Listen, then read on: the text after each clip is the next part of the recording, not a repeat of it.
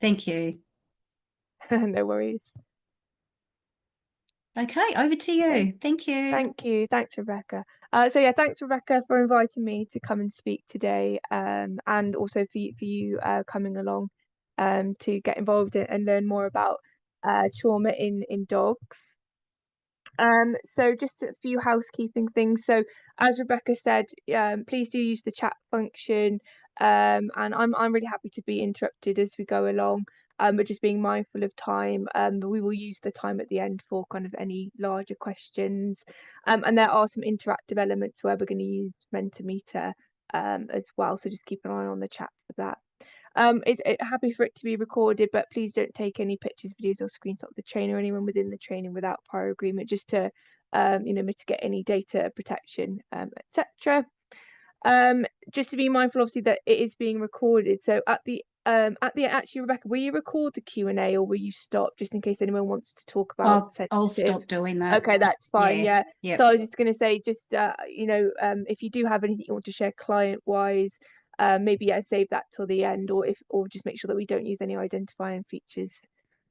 Everyone's here today on their kind of different levels of journeys on the topic, so just being mindful of each other's boundaries, opinions, and experiences, and being mindful of sharing personal stories as we go along. And that kind of leads into our well-being slide. So just making sure that you look after yourselves first and foremost, as trauma impacts us all. It's the one thing that's kind of guaranteed in life after death and taxes, they say, isn't it? So just to be aware that if at any point during the training you feel the webinar you feel unable to continue, or you feel affected, to please seek that additional support that you might need. So just a little bit about me. So I'm the founder and CEO of Safeguarding Animal and Human Survivors of Sexual and Domestic Abuse, which we're very happy to know you can use the acronym SASTA because it's a long name. My background is working with human survivors of trauma. So I started doing that in around 2013. I then moved into training in the violence against women, domestic abuse and sexual violence sector. And then in 2019, I started simultaneously becoming involved in canine behaviour and wellbeing, and realising the crossover that there was between. I predominantly worked with children and young adult survivors of abuse, and the kind of ways in which children and animals experience the impacts of abuse is very similar. I then went on, as of last year, to qualify as a family dog mediator, so working, or understanding dogs who've experienced trauma. And as of January this year, I completed this canine trauma expertise training with canine principals. I am a member of the Animal Behaviour and Training Council. I used to sit on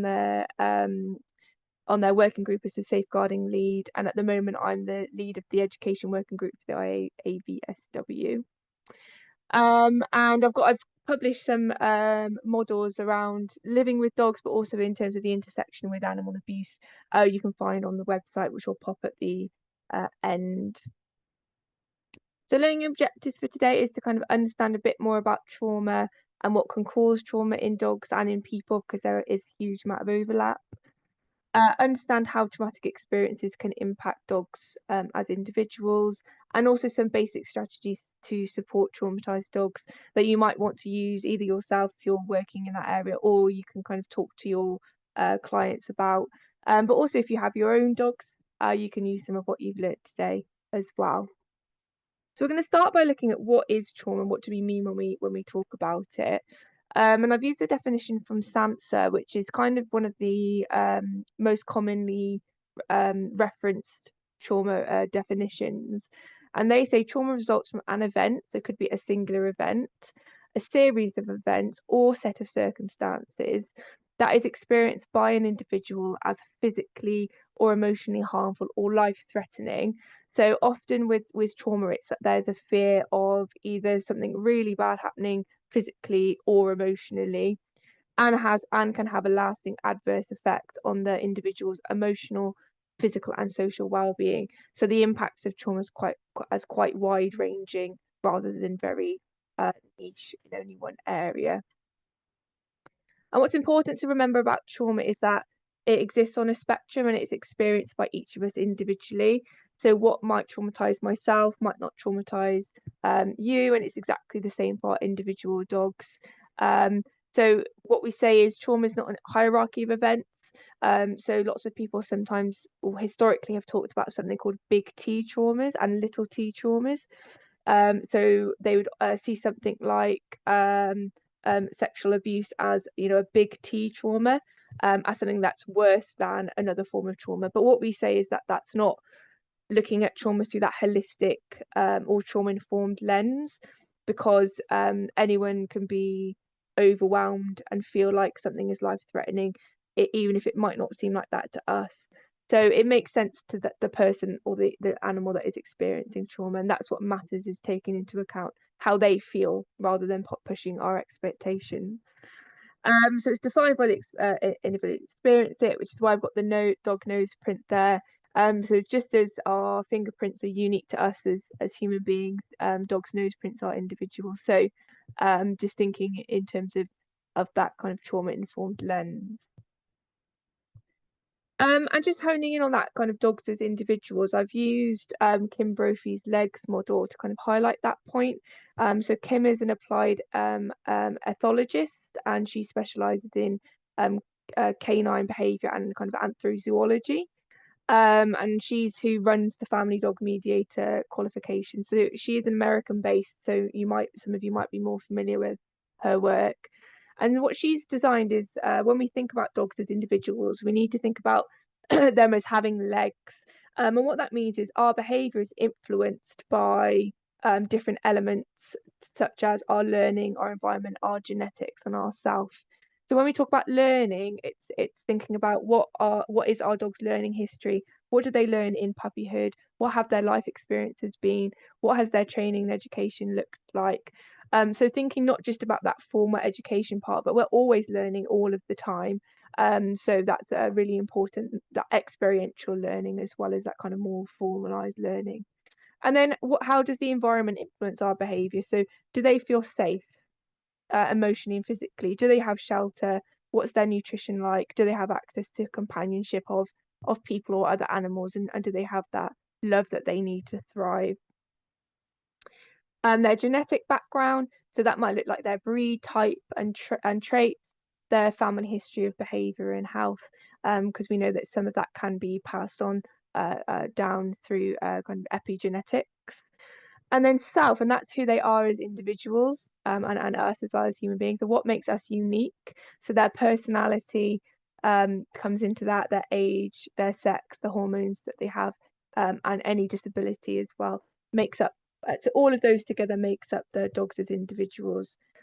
And central to our understanding of trauma is also accepting the fact that dogs are emotional, sentient beings. So I appreciate this is an international webinar, but in the UK we do have the Animal Sentience Act 2022, which formally recognised that certain mammals do have sentient emotions. So it's just remembering that, yeah, dogs are individuals. They process trauma in different ways, just as humans, we are each unique. So just wanted to move on to think about what can cause trauma, some of the different things that can impact someone traumatically. So if you'd like to go to a Mentimeter, you can either scan the code or you can pop menti.com in Google and pop the code in there. What I'm going to do is I'll just share that slide because it does also have the information on it. So you can see that you can scan this QR code or you can use the menti.com at the top. So I'll just give you a second to go into there.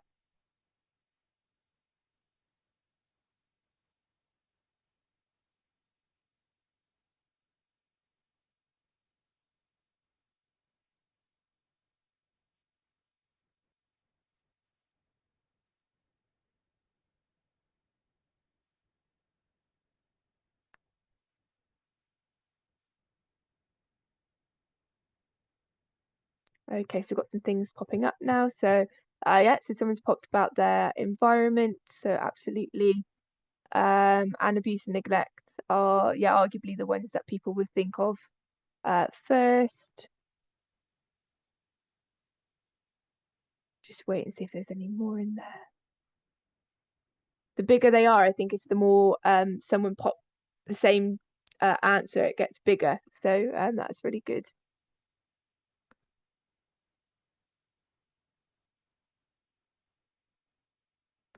Okay, I'll leave that open in the other screen so I can see it. But if we go back to the slides, you can see that there's lots of different things that can impact dogs traumatically, very similar to people. So we do tend to think about big negative experiences such as abuse and neglect as being traumatic, but also things like having accidents or grief. So we know that animals and dogs do grieve the loss of people and other animals in their household. If they have a lack of a secure attachment, so very similar to children, that kind of trusted, secure base or adult that they can go to for that reassurance. We know that can create trauma in dogs. Pre and postnatal experiences. So we talked a little bit about in the if the mum is experiencing trauma like say starvation or abuse and neglect, that can impact the puppy's experiences in the womb and then directly after birth as well. And things such as illness, trauma and trigger stacking. So that's where someone might experience multiple traumas at the same time, which contributes to that feeling of unsafe and overwhelming. So obviously going to have this slide to go back to, but it's just about widening our thinking about some of the different things that can cause trauma in dogs. And I just wanted to touch on some of the common trauma typologies. So there are many different types of trauma typologies, and we definitely do not have time to go through all of them at the moment. So we're going to go through 4 of the kind of most common trauma typologies. What's important to remember, it's not uncommon for dogs and people to experience more than one type of trauma at the same time. So bearing in mind again that we're looking at that wider picture, not just one element of the dog's life or the person's life as well. So the first is intergenerational, and we've just talked a little bit about that there. So that results from the influence of in utero exposure to maternal stress during pregnancy, which can impact the genetic predisposition of kind of low resilience and that kind of inability to emotionally regulate can be impacted by the stress that the mother feels. As well as the puppy's early environmental exposure. So, for example, if they are being born into a puppy farm or they're born into an environment where is neglectful, they're going to have, they already have multiple types of trauma there from that intergenerational in them inside straight into kind of neglect. That's that additional trauma typology. Also need to think about forcible removal of puppies as traumatic for both the mother dog, the dam, and the puppies themselves. So where the puppies are under the age of around 8 weeks and they're being forcibly removed by from their family setting. You can also have kind of a learnt behaviour from the parent. So if the parent has a nervous disposition or an aggressive disposition, there is some evidence that can be passed on genetically to the puppies as well. So for example, there's a piece of research done at Newcastle University which found that dogs from puppy farms were more aggressive, more fearful of other dogs, and more likely to display separation-related behaviours. And they found that poor breeding conditions, limited or rough human interaction, poor socialization, and limited experiences during critical sensitive periods impacted the overall behavior and well-being of the dog. And then we have acute trauma. So that is where there's a single unexpected and stressful event. So that could be a sudden bereavement, or being hit by a car, or a one-off dog attack in the park, for example. That would come under an acute trauma typology. Then we have chronic trauma, and that's typically triggered by a prolonged repetitive exposure to traumatic events or stresses. So, for example, living day in, day out in an abusive or neglected home, repeated sexual abuse, being released and being like forcibly rehomed or released as a stray when that's not something that the animal is familiar with, or repeatedly being rushed or attacked by other dogs. So that happened to my dog, who's now dog reactive. He had great, kind of all the way through puppyhood, really great, had a really good, strong, resilient genetic background. I did lots of really strong socialization with him, but unfortunately, the behavior of some other dog owners with allowing their dogs to run, rush, and even bite my dog, unfortunately, was traumatic for him, which is understandable. And so now he's fearful of other dogs as a result. And then we have system generated trauma. So system generated trauma and system generated risk is when individuals, human or animal, are further traumatized or put at risk by the professionals that they come into contact with, often by inadequate or deficient responses from those services. So, for example, if they then, so if they've gone to the vets and then the vets are rough handling, that can be an additional trauma or exacerbate an existing trauma, just as an example. So in the images there, you've kind of got, say, a veterinary setting. These are just examples. Veterinary setting, you've got the caregiver themselves, so that the way in which they behave can influence the dog's behavior, and then also depending on kind of the training methodology that trainers and behaviorists use as well, that can push additional trauma. So where we have a dog that's already experiencing or has experienced trauma, and then they go to, say, an aversive based trainer which uses fear-based or pain-based methods, there's an additional layer that can come there. And then thinking about the different impacts of trauma. So first, if we look at the brain, so you can see that they're very similar structurally, the human brain and the canine brain. So although the dog's brain is smaller than our human brain, and our prefrontal cortex, which is the bit at the top, that on the right hand side, the white part at the top, that's the prefrontal cortex, and that's where higher level processing and thoughts occur. Is more developed in humans than in dogs.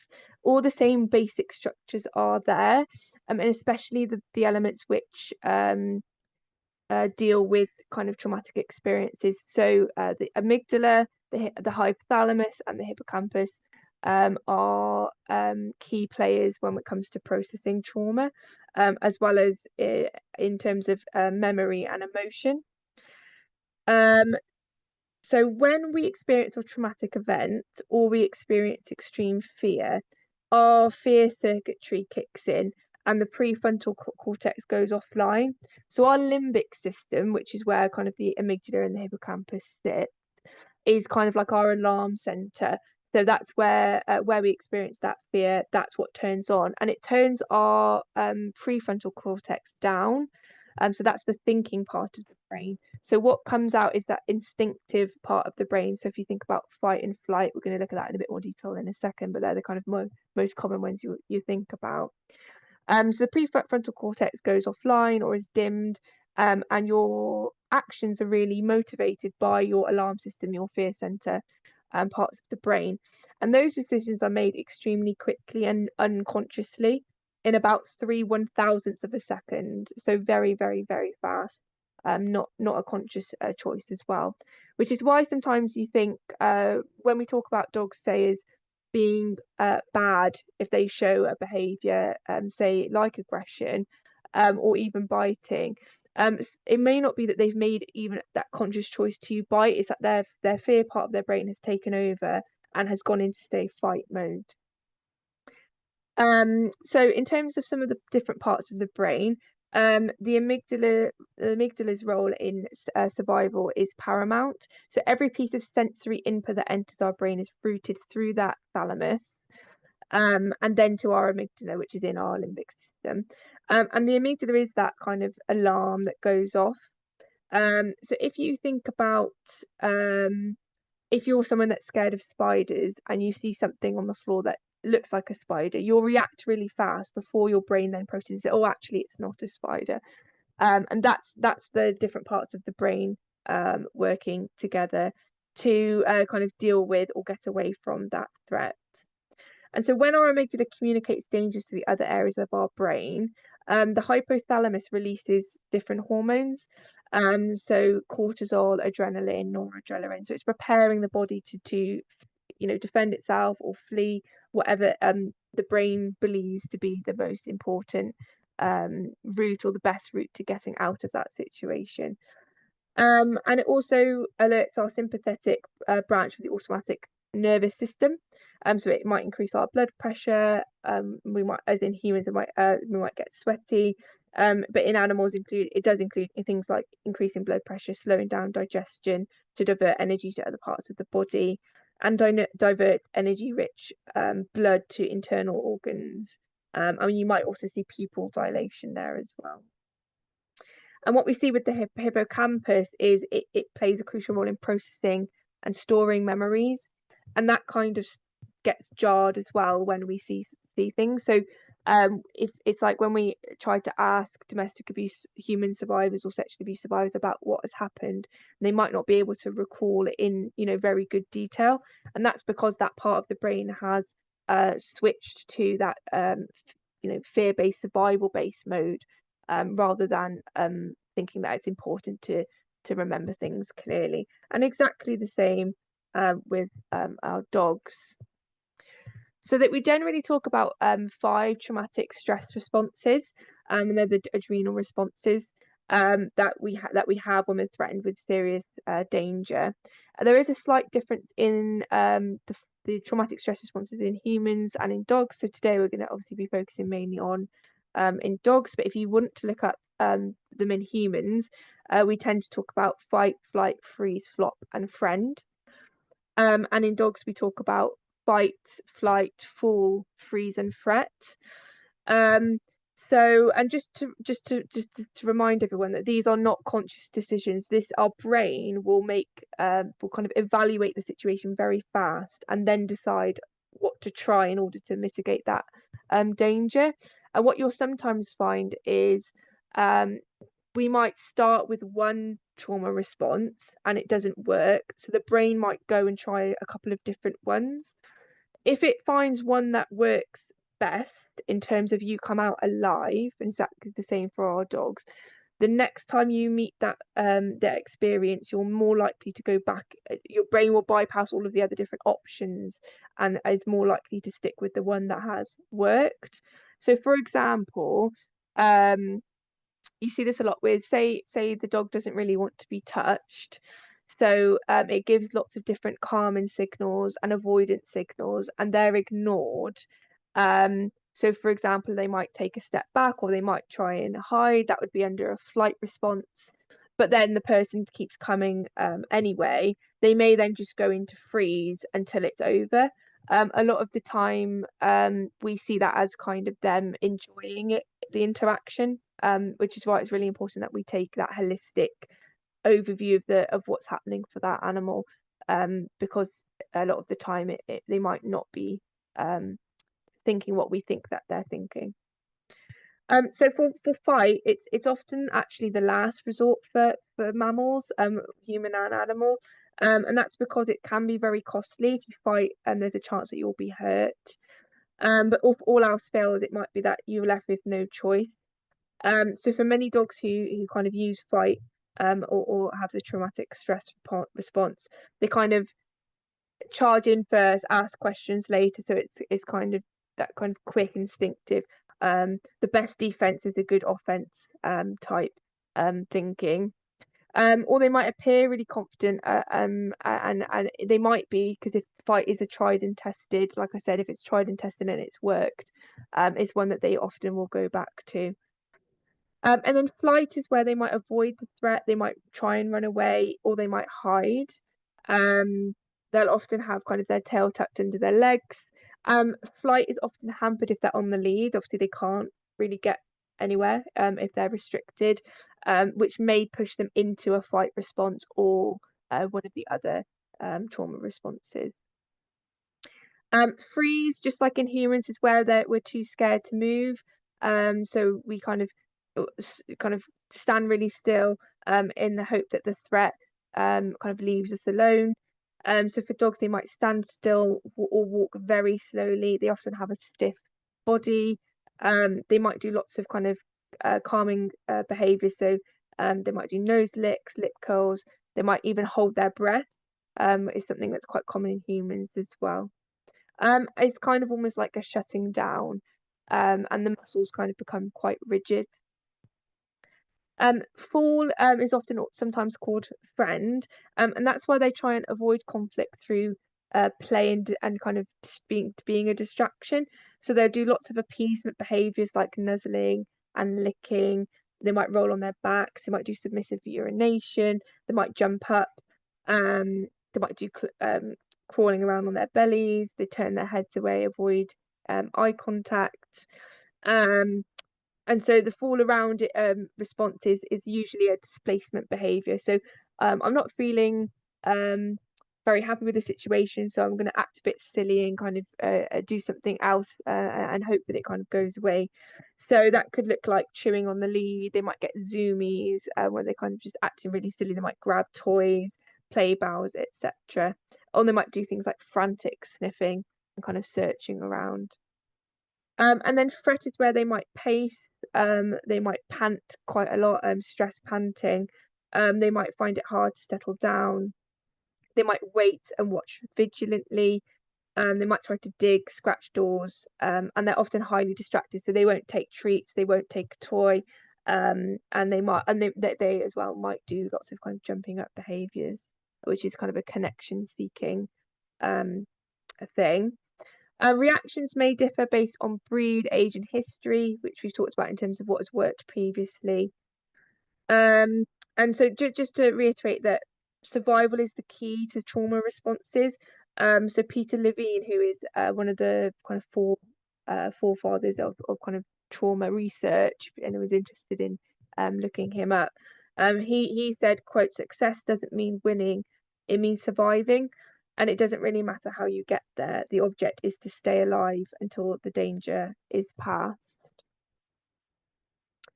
So, thinking a little bit about the different impacts of trauma, if you'd like to go back onto Mentimeter, it should let you click through to the second one. If not, we can use the chat function. I'm hoping it will let you click through.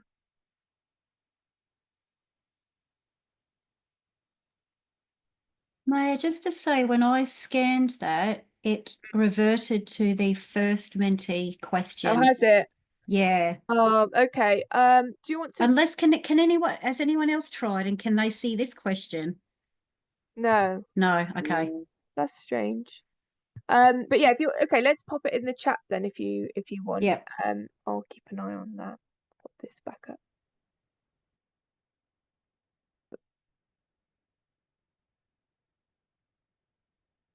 I'll have a look at that later. So sorry, can you go back to the question? Oh, is it not sharing? It's just got the impacts of trauma with the QR code again. So if you go to the next screen, so we can see the question and then they can put their responses in the chat. Oh, let me stop sharing, try sharing again because it's weird on mine. That's okay.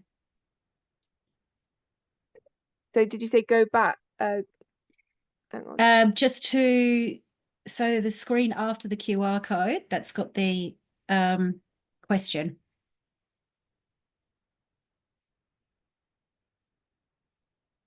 Completely frozen now. I think it's just showing you the answers now, isn't it?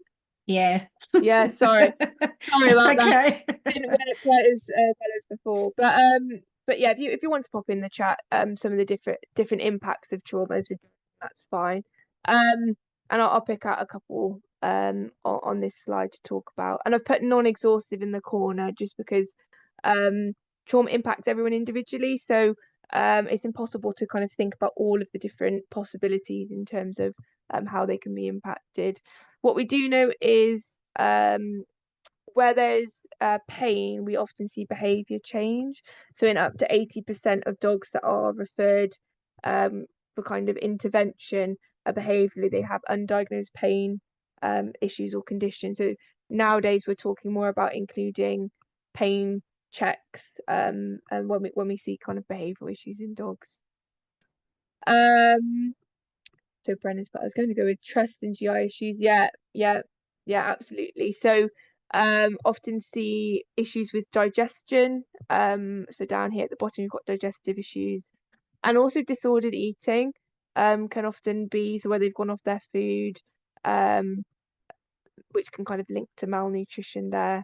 If they're being neglected, they might not be getting the food or nutrients that they need. Often the sleep is affected, which we know how important sleep is into our overall general health and well-being. Resource guarding, so if they've been teased quite a lot, or if they've not had many resources, and then they're rehomed and they get to have a true or a new toy, often you'll see them kind of be like, oh, this is mine, I don't really want to share it, and I'm worried you're going to take it from me. And that's because potentially something has happened in their past around that. If there's any on there that you'd like me to talk about, just pop it in the chat. So Leanne's put isolation. Yeah, isolation, obsessively manage their toys. Absolutely. A good one.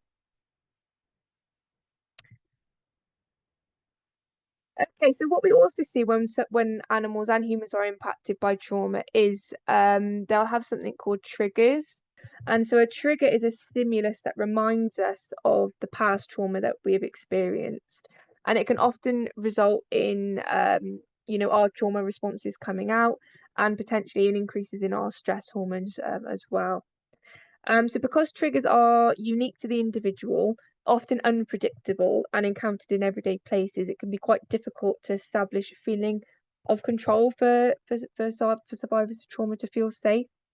So it's really important that caregivers identify and we keep an eye out for what is it that can trigger our dogs so that we can be aware of how to avoid or manage those situations, and also try and avoid them stacking on top of each other. So again, in terms of triggers, so that could be things like sites and environment. So for example, if they were at the park and that's where they were attacked, then that they might have a generalized fear and anxiety around that specific area. Lots of dogs struggle with the vet clinics because not because they're being abused there, but because they do find some of the things that happen there traumatic. I know my dog, he's a long history of going to the vets because he just attracts accidents. We've just recently been again for stitches to his leg after running in the woods. And I've noticed he's really, once he knows that we're kind of turning into that and that he sees the building, he's kind of very sad. He becomes very like worried. And although he's very, very good and tolerates being touched and looked over, I can see it's hard for him. So I have to do some additional help and advocacy work there for him. Often people who look like the abuser. So if they so for my human victim survivors, often it could be men with beards or people that look a certain way, and exactly the same for our dogs. They might identify someone who looks like them as a potential threat. And then I put dog size, certain breed, because my dog was rushed quite a lot by spaniels, so he has almost like a generalized dislike of spaniels. So that's just, and it can be quite common as well. So also sounds, so certain words, the tone of voice that we use, the pitch that we speak in can be quite triggering for dogs. And then obviously other things like fireworks and doorbells can be associated with negative feelings. Smells, so medicine, aftershave, alcohol, and stress hormones. So dogs can obviously smell much better than we can. So if they were in a neglectful environment, or they were abused by someone who used alcohol, then it might be that they have a generalized anxiety or trauma response when they smell alcohol outside of that situation. Touch sensations, so it might be that certain places on the body they associate with pain, different pressure levels of safe stroking. They might have trauma responses too, and type of touch and kind of sounds. So if they've got e-collar trauma, then they might find vibration. Our phones vibrating when we have a text, for example, that can trigger a response. And then things like taste, so certain medicines, treats, toys, that they associate with that. And then the window of tolerance is just another model to help us explain trauma responses in action. It's often used in clinical settings, and it's to describe the optimum zones that an individual can function effectively in before a stress response is engaged, and we kind of feel that kind of stress and fear. And it's quite normal for us to go kind of up and down throughout our day. We might go into hyperarousal or hypoarousal for like short periods. But if we have kind of a good resilient space and kind of a support network around us, we're able to manage our emotions quite easily. So we have quite a wide window of tolerance. And so it's normal to go out in and out of it because we're not happy all of the time. So for example, maybe the dog's happy because they've had a nice treat and they've just been out for a walk. And then the postman comes and they kind of alarm bark because they're not too keen on the postman. Then the postman leaves, and you're there to comfort them. So they're able to kind of remain and go back to that emotional regulation place of baseline fairly easily. So they're able to cope with that stress. For traumatized people and animals, our trauma can disrupt our ability to perceive danger, and our window of tolerance can decrease and no longer work appropriately. So what we see then is trauma survivors kind of ability to regulate is dysregulated. They're more likely to go into hyper and hypoarousal, more like shoot in and out more frequently, and find it harder to stay in that window of tolerance because it is much smaller. And they can tend to get stuck in zones as well, and spend quite a lot of time in kind of hypoarousal rather than returning back to that emotional regulation area. And the everyday stresses become difficult to cope with. And just need to remember that this is a body based, so what we call somatic based response, and a neurological brain response. It's not a choice. It's not that they're not choosing to get really stressed that they so stressed that they go into shutdown and stop eating. It's that brain making those decisions in that 3/1000th of a second. So just to end, we're going to talk a little bit about how do we support traumatized dogs. And Dr. Patricia McConnell, she's one of my personal favourite behaviourists. She wrote a book called On the Other End of the Leash. If anyone's interested, it's a great book. And she also wrote one called The Education of Will, and that talks about her own trauma background and how she applied that to one of her dogs, Will, who had significant trauma as well. So I'm going to talk about now for the last bit of today is how do we try and support dogs to remain in their window of tolerance, and how do we increase that window of tolerance? So most dogs who have experienced trauma can't be helped with training alone, and that's something that as a society we need to get our heads out of. Is kind of you can't train away trauma responses. You have to create safe environments, physical and emotionally safe environments alongside potential training and medical intervention. But that safety, trust, and connection is key, and you won't get true equilibrium without those things. So using a trauma-informed approach with dogs, and what's happening now in the behaviour world is we're adapting quite a lot of the ways in which we work with children and adult humans with our dogs. So I adapted one of the definitions of trauma-informed practice to be more specific around this. So what trauma-informed practice is a holistic framework that is grounded in an understanding of and responsiveness to the impacts of trauma, emphasizing the physical and emotional safety for individuals, which creates opportunities to rebuild a sense of control and empowerment through prioritizing agency, choice, and secure relationships. And recovering from trauma does not happen on a fixed or a straight timeline. It's usually a messy and complicated process. As I found, as I said, with my own dog who is reactive mainly to other dogs, and specifically certain types of dog. So I've done lots of kind of counter conditioning work with him, lots of building up positive associations, and he has improved. But we're going to talk about expectations in a minute. But I don't think he's ever going to get to a place where he's going to be comfortable, you know, in a space like a dog park, for example, like you have in the States. I would never take him there because the potential for him to be re-traumatized outweighs his ability to have positive interactions. So it's just really important that we manage those expectations as well. And what we, with a trauma-informed approach, what we do is it's a paradigm shift. So we go from what's wrong with you standpoint to a what's happened with you to you standpoint. So that we try and minimize any judgment. Because when it's what's wrong with you, it's almost like the problem is with you. It's not that something has happened to you, someone else has done something to you. It's not that your environment is affecting you.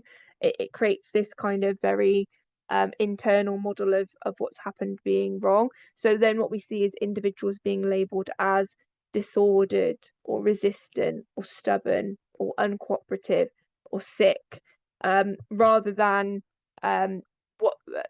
seeing the trauma responses as valid, common, understandable, justified, natural, and rational to the person. So what we often see is, oh, I don't understand why my dog's acting like that. It doesn't make sense, and so therefore they're just being silly. But it makes sense to them. It's rational to them, and when you see it through their eyes, that's when you can start to move to kind of rebuilding and recovery kind of place. And any and all intervention must be tailored to the unique needs of the individual. So this, you know, one size fits all is not going to work. So what we want to do is let some of the water out of our dog's stress bucket. So a bit like the window of tolerance, all of us, including our dogs, have what's called a stress bucket, and that represents our individual capacity to handle traumatic stress. So my bucket might be bigger than someone else's bucket, or their bucket might be bigger than my bucket, and a lot of that is to do with the resilience which we're born with, our early environments and things that happen to us as young beings. And when we don't have access to strong support mechanisms and strategies to help us manage our stress, our bucket can overflow, and that means that we're just constantly overwhelmed, like we're not in our window of tolerance, and that can negatively impact our lives and our ability to function. So what you see is the kind of stresses come down as rain in this analogy. So things like stressful events, abuse, poor diet, and when we have those support mechanisms, we can cope better. Common signs of overflowing stress bucket are things like fatigue, irritable, anxious. So those impacts that we saw earlier. And when we have good taps, which are things like our increasing our resilience levels, access to healthy coping mechanisms. So for dogs, that's things like adequate rest in a safe environment, ability to do natural behaviours like sniffing and digging, etc. And they also have strong support mechanisms. So their caregivers, their family, their secure attachments, you know, that to give them that kind of love and reassurance. They act as taps that allow us to release the stress and the water that's flowed in from our buckets. And so examples of what that can look like, and we're not going to go through every one of these because we don't have the time. But we'll focus on a couple of kind of key ones. So the first one on there is around managing expectations and support for the human caregiver. So like I mentioned, it's really important that we manage the human being's expectations and we don't put those on our dogs, because that's not fair. So it might be the dog's never able to do the things that that person thinks that they should do or wants them to do in order to be normal. And that can be quite hard for people to understand. And we also need to remember that for traumatized dogs, they may need consistent and constant support for the rest of their lives. So, like Podrick, my dog, for example, like I said, he's never going to be able to go to, a dog-friendly cafe or a dog-friendly pub, or even to maybe things like agility, because he can't cope with those places. He'll be 6 this year. And so what I've done is I've adjusted my expectations, and now I would never take him to those things because it's not helpful to him to go there. So it's reframing sometimes the human's mind and expectations. So what we need to do as well is supporting traumatized dogs in a holistic and individually tailored approach that meets the unique needs of that specific dog and their family. And we recognise that support plans often require multi-agency approach, so they might need medical intervention and treatment, pain analysis. They might need the input of kind of canine behaviourists and maybe even complementary therapies like hydrotherapy, canine massage therapy, etc., as well as collaboration with the human caregiver, so that the human caregiver understands how best to support their dog. We need to increase safe, stable, and predictable environments, including the provision of safe spaces where they feel they can go and kind of get that rest, get that kind of away if they need to. Building up relationships and secure attachments is another big one down on the far right there. So making sure that they feel that they are going to be listened to, that they are going to be heard, that you've got someone that's going to be able to step in and advocate on their behalf.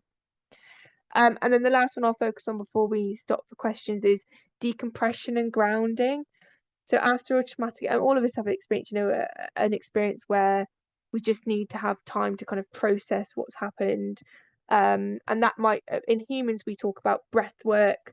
So doing things like the 5-4-3-2-1 method, things like shaking it out of our bodies, grounding exercises like pushing into the ground with our feet, and obviously they're all very, very human centric things.